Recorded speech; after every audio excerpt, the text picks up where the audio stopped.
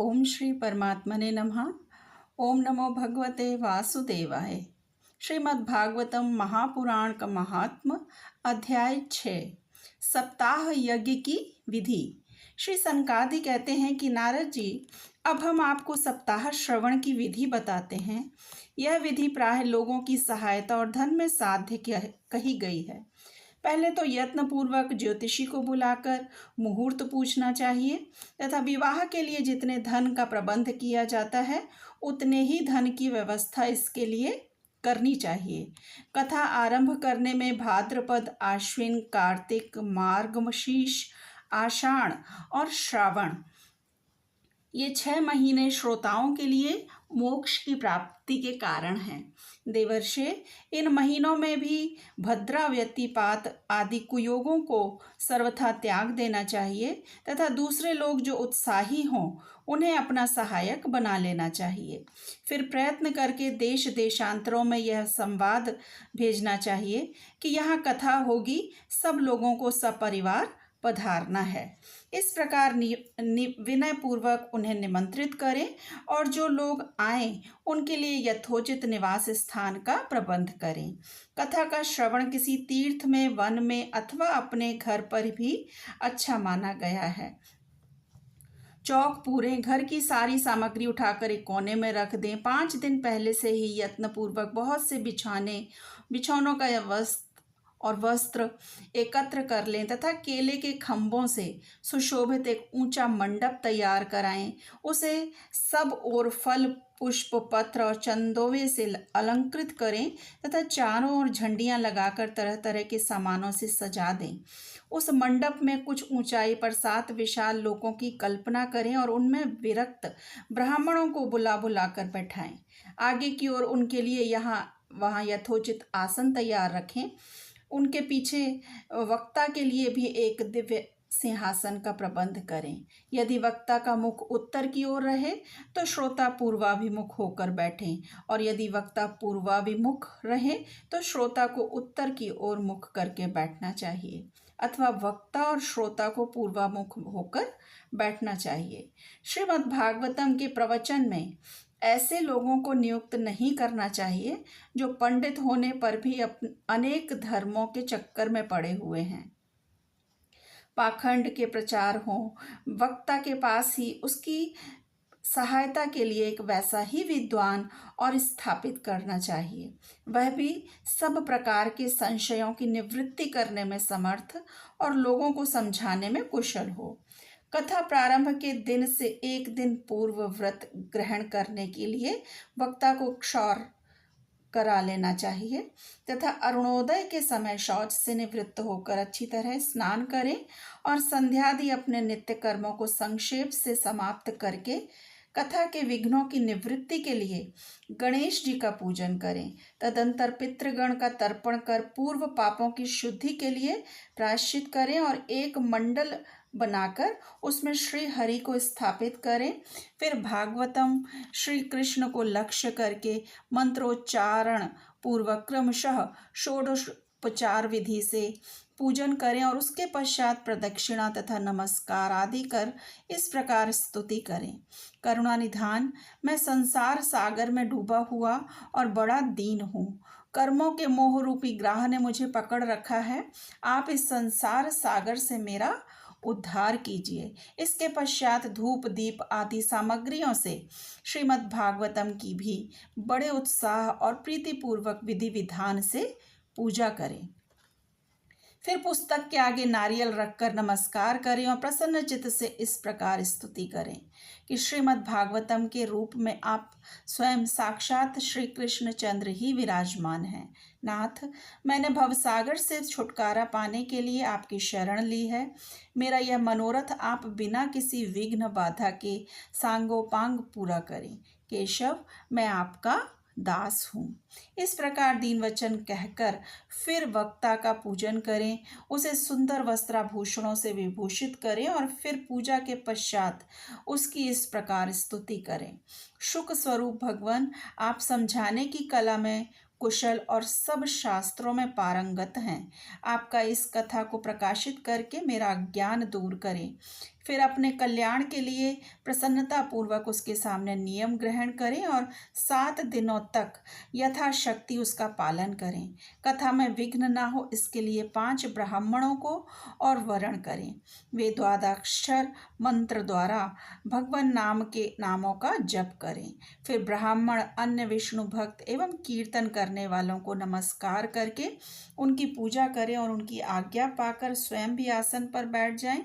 जो पुरुष लोक संपत्ति, धन, घर और पुत्र आदि की चिंता छोड़कर शुद्ध चित्त से केवल कथा में ही ध्यान रखता है, उसे उसके श्रवण का उत्तम फल मिलता है। बुद्धिमान वक्ता को चाहिए कि सूर्योदय से कथा आरंभ करके 3:30 पहर तक मध्यम स्वर से अच्छी तरह कथा बाँचें। दोपहर के समय जो 2 घड़ी तक कथा बंद रखें, उस समय कथा के प्रसंग के अनुसार वैष्णवों को भगवान के गुणों का कीर्तन करना चाहिए। व्यर्थ बातें नहीं करनी चाहिए। कथा के समय मलमूत्र के वेग को काबू में रखने के लिए अल्पाहार सुखाहारी होता है, इसलिए श्रोता केवल एक समय हविष्य अन्न भोजन करें। यदि शक्ति हो तो 7 दिन निराहार रहकर कथा सुने अथवा केवल घी या दूध पीकर सुखपूर्वक श्रवण करें अथवा फलाहार या एक समय भोजन करें, जिससे जैसा नियम सुबीते से सध सके उसी को कथा श्रवण के लिए ग्रहण करें। मैं तो उपवास की अपेक्षा भोजन करना अच्छा समझता हूँ, यदि वह कथा श्रवण में सहायक हो तो। यदि उपवास से श्रवण में बाधा पहुँचती हो तो वह किसी काम का नहीं। नारद जी, नियम से सप्ताह सुनने वाले पुरुषों के नियम सुनिए। विष्णु भक्ति की दीक्षा से रहित पुरुष कथा श्रवण का अधिकारी नहीं है।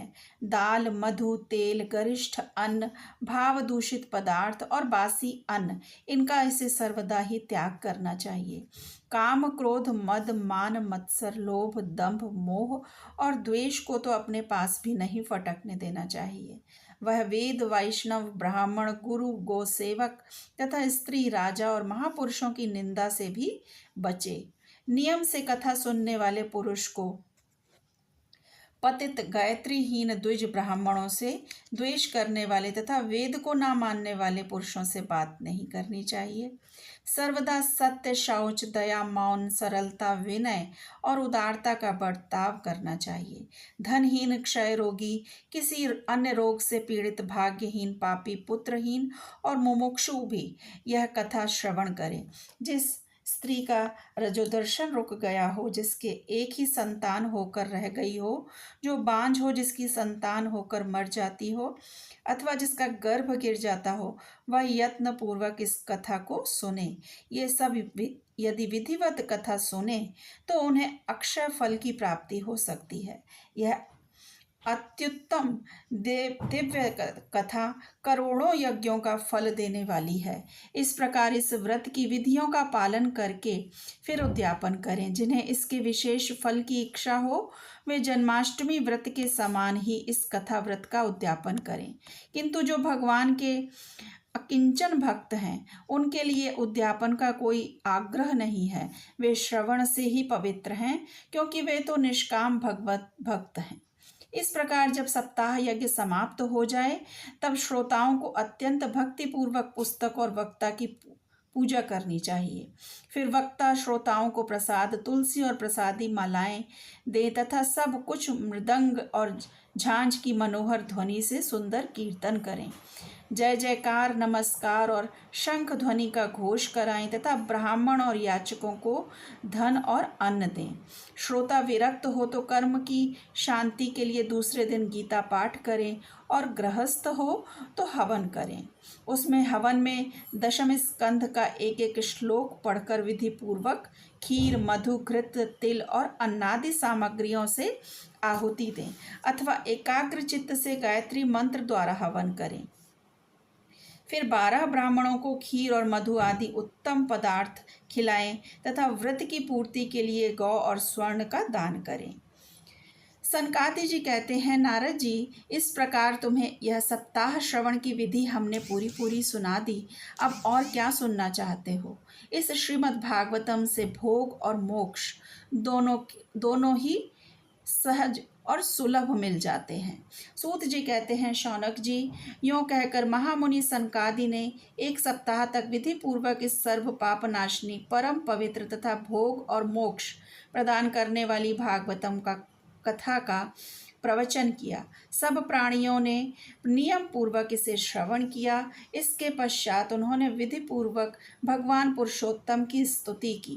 कथा के अंत में ज्ञान, वैराग्य और भक्ति को भी बड़ी पुष्टि मिली और वे तीनों एकदम तरुण होकर सब जीवों का चित्त अपनी ओर आकर्षित करने लगे। अपना मनोरथ पूरा होने से नारद जी को भी बड़ी प्रसन्नता हुई। इस प्रकार कथा श्रवण करके भगवान के प्यारे नारद जी हाथ जोड़कर प्रेममय वाणी से सनकादि जी से कहने लगे। नारद जी ने कहा, मैं धन्य हूँ, आप लोगों ने करुणा करके मुझे बड़ा ही अनुग्रहित किया है। आज मुझे सर्व पापहारी भगवान श्री हरि की प्राप्ति हो गई। तपोधनों, मैं श्रीमद् भागवतम श्रवण को ही सब धर्मों से श्रेष्ठ मानता हूँ, क्योंकि इसके श्रवण से वैकुंठ, गोलोक, बिहारी श्री कृष्ण की प्राप्ति होती है। सूत जी कहते हैं, शौनक जी, वैष्णव श्रेष्ठ नारद जी यों कह ही रहे थे कि वहाँ घूमते फिरते योगेश्वर सुखदेव जी आ गए। कथा समाप्त होते ही व्यास नंदन श्री सुखदेव जी वहाँ पधारे। 16 वर्ष की आयु आत्मलाभ से पूर्ण ज्ञान रूपी संवर्धन करने के लिए चंद्रमा के समान वे प्रेम से धीरे धीरे श्रीमद् भागवतम व्रत का पाठ कर रहे थे। परम तेजस्वी सुखदेव जी को देखकर सारे सभासद झटपट खड़े हो गए और उन्हें एक ऊंचे आसन पर बैठाया। श्री सुखदेव जी बोले, रसिक एवं भावुक जन, यह श्रीमद् भागवतम वेद रूप कल्प वृक्ष का परिपक्व फल है। श्री सुखदेव रूप शुक के मुख का संयोग होने से अमृत रस से परिपूर्ण है। यह रस ही रस है, इसमें ना छिलका है और ना गुठली ही है। इसी लोक में सुलभ है। जब तक शरीर में चेतना रहे तब तक आप लोग बारंबार बार बार इसका पान करें। महामुनि व्यास जी देव ने श्रीमद् भागवत महापुराण की रचना की है। इसमें निष्कपट निष्काम परम धर्म का निरूपण है। इसमें शुद्धांतःकरण सत्पुरुषों के जानने योग्य कल्याणकारी वास्तविक वस्तु का वर्णन है, जिससे तीनों तापों की शांति होती है। सूत जी कहते हैं, श्री सुखदेव जी इस प्रकार कह ही रहे थे कि उस सभा के बीचों बीच प्रहलाद, बलि, उद्धव और अर्जुन आदि पार्षदों के सहित साक्षात श्री हरि प्रकट हो गए। तब देवर्षि नारद ने भगवान और उनके भक्तों की यथोचित पूजा की। भगवान को प्रसन्न देखकर देवर्षि ने उन्हें एक विशाल सिंहासन पर बैठा दिया। सब लोग उनके सामने संकीर्तन करने लगे। उस कीर्तन को देखने के लिए श्री पार्वती जी के सहित महादेव जी और ब्रह्मा जी भी आए। कीर्तन आरंभ हुआ। प्रहलाद जी तो चंचल गति फुर्तीले होने के कारण करताल बजाने लगे। उद्धव जी ने झांझें उठा ली। देवर्षि नारद वीणा की ध्वनि करने लगे। स्वर विज्ञान ज्ञान विद्या में कुशल होने के कारण अर्जुन राग अलापने लगे। इंद्र ने मृदंग बजाना आरंभ किया।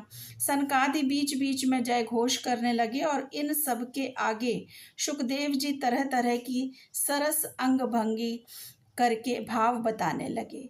इनके सबके बीच में परम तेजस्वी भक्ति ज्ञान और वैराग्य नटों के समान नाचने लगे। ऐसा अलौकिक कीर्तन देखकर भगवान प्रसन्न हो गए और इस प्रकार कहने लगे, मैं तुम्हारी इस कथा और संकीर्तन से बहुत प्रसन्न हूँ। तुम्हारे भक्ति भाव ने इस समय मुझे अपने वश में कर लिया है, अतः तुम लोग मुझसे वर मांगो। भगवान के ये वचन सुनकर सब लोग बड़े प्रसन्न हुए और प्रेमार्थ चित्त से भगवान से कहने लगे, भगवान, हमारी यह अभिलाषा है कि भविष्य में भी जहाँ कहीं सप्ताह कथा हो वहाँ आप इन पार्षदों के सहित अवश्य पधारें। हमारा यह मनोरथ आप पूर्ण कर दीजिए। तो भगवान तथास्तु कहकर वहीं अंतर ध्यान हो गए। इसके पश्चात नारद जी ने भगवान कथा उनके पार्षदों के चरणों को लक्ष्य करके प्रणाम किया और फिर सुखदेव जी आदि तपस्वी को नमस्कार किया। कथामृत का पान करने से सब लोगों को बड़ा आनंद हुआ। उनका सारा मोह नष्ट हो गया। फिर वे सब लोग अपने अपने स्थान को चले गए। शौनक जी ने पूछा कि सूत जी, सुखदेव जी ने, राजा परीक्षित को, गोकर्ण ने, धुंधकारी को और सनकादि ने नारद जी को किस किस समय पर यह ग्रंथ सुनाया था? मेरा यह संशय दूर कीजिए। तो सूत जी ने कहा कि भगवान श्री कृष्ण ने स्वधामगमन के बाद कलयुग के 30 वर्ष से कुछ अधिक बीत जाने पर भाद्रपद मास की शुक्ला नवमी को सुखदेव जी ने कथा आरंभ की थी। राजा परीक्षित की के कथा सुनने के बाद कलयुग के 200 वर्ष बीत जाने पर आषाढ़ मास की शुक्ला नवमी को गोकर्ण जी ने यह कथा सुनाई थी।